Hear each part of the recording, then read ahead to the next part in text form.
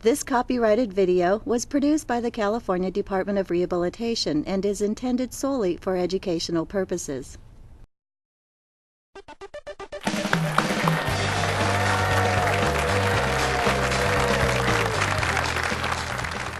This segment on Employment Today focuses on what we call the interactive process. It's the process in which employees and supervisors arrive at a reasonable accommodation. Our field reporter, correspondent, has hit the streets to bring us intriguing stories on how this process is successful for both the employee and the employer. When an employee is unable to perform the essential functions of a position as a result of a covered disability, an employer is legally obligated to engage in a good faith effort to assist the employee in obtaining a reasonable accommodation, following guidelines developed by the Equal Employment Opportunity Commission, the EEOC. This is called the interactive process. There are three main steps. 1. Evaluate the employee's functional abilities and limitations. 2. Analyze the job requirements. And 3. Explore options available for an accommodation. Exploration of options begins when an employee requests accommodation or there is evidence that an employee may need accommodation. Interactive process can begin in a number of ways.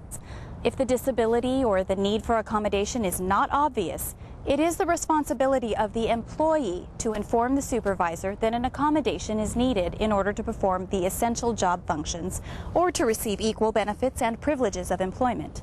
However, this notification does not need to be in writing. It can be made verbally and casually, as well as formally. But when the disability or the need for accommodation is obvious, it's the supervisor's responsibility to inquire whether the employee has a need for assistance and then to discuss options. It's the employer who decides what accommodation or assistance will be pursued to satisfy the employee's request, as long as the request does not cause an undue hardship to the business or is a significant risk of substantial harm to the employee or others. There are many options that can cost little or nothing or will not affect how a business operates. There are also organizations that will assist in creating a solution and even providing possible financial contributions. Due diligence is key to finding the best solution for both parties.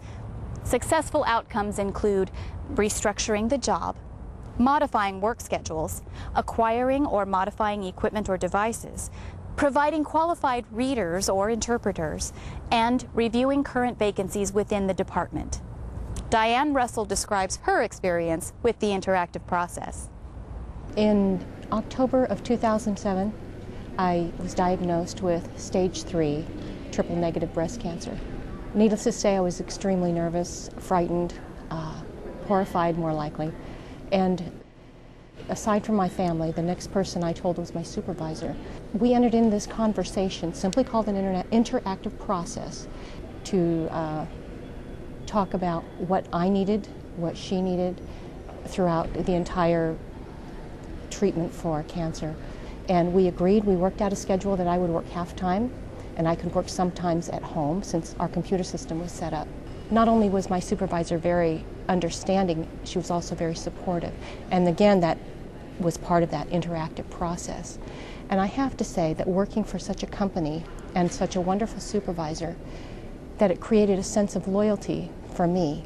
In that value, I believe that's important for employers to realize, that you've got an employee for life. All the education and knowledge that my company has put into my job, to my position, it stays here with our department. They don't have to spend the time and money for testing for someone new. They've already got a loyal employee right then and there. Diane's story shows how a schedule modification derived through the interactive process worked for both her and the employer while adhering to the law. Here's what Tony Sauer has to say. As a person with a disability, I've acquired my disability at the age of 18 from a motorcycle racing accident, and that experience led me to my first career as a cabinet maker and woodworker, and I did that for over a decade in my 20s. And then later in life, in my late 20s, early 30s, I decided to reach out a bit and start teaching adult education. I remember in the interview process, the administrator who was one of the interviewers, I could tell he was a bit uncomfortable with with me. And I knew what he was thinking, that, oh my gosh, we're going to have to remodel the whole wood shop. And really the only thing I could think of was I couldn't really reach the blackboard because it was behind a cabinet up on a wall. And when his question was about what it is that you need, I said, well, really, I need an easel and a flip chart and some markers. That's the only thing I could think of because I can't reach the blackboard. And instantly I could just see the stress leave his body because that probably cost $40 or less for that sort of an accommodation. And I think it really helped the gentleman who wanted to hire me, but he was afraid. It just relieved his stress. An easel, a flip chart, and markers, costing the employer less than $50, was all it took to harness the unique talent and ability offered from a person with a disability that they wanted to hire. Janie Kryski explains how a simple technological enhancement and reassignment of marginal functions can provide an employer with the expert counselor that they need. I became disabled as a 20-year-old.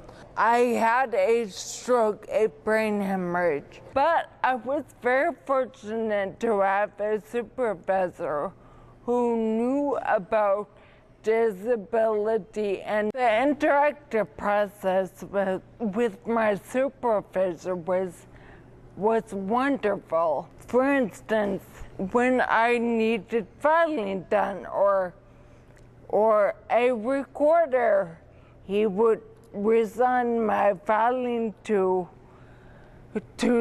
somebody else in the office, and therefore making it possible for me to focus on my significant duties. And he was able to fix me up with Drag and Dictate, which is a voice dictation software. It is very, very useful for me. Through her and my Drag and Dictate, I think I am a very competent counselor.